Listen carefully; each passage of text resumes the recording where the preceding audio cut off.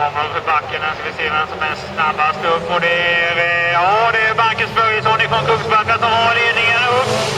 Före just och Jonathan Berglund. Sen har vi Mattias Markell. Och sen har vi...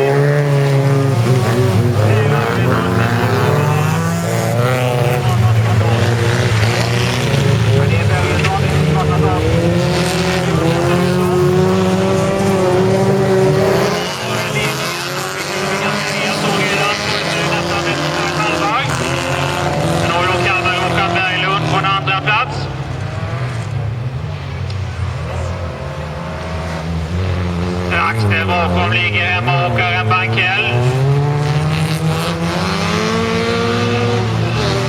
Sen har vi Arvidsson och sen har vi Mats Johansson där bakom.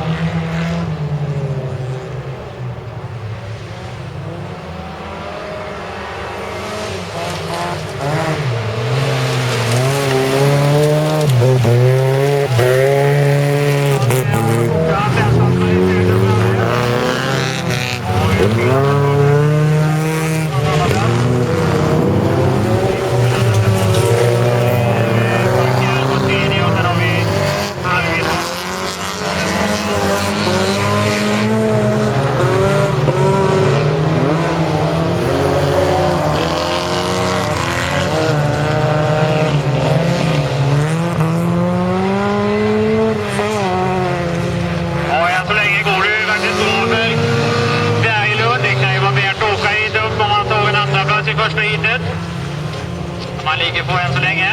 Men nu har det ett varv kvar att köra.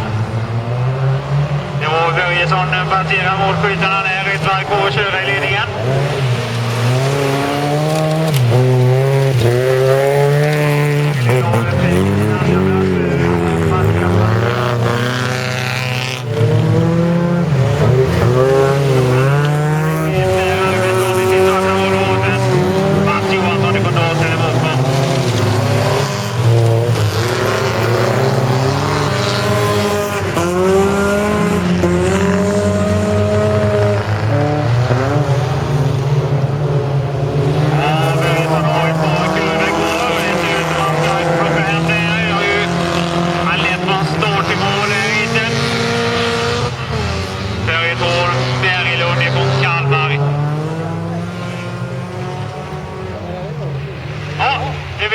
Marcus Börjesson som börjar 7 poäng, är det riktigt?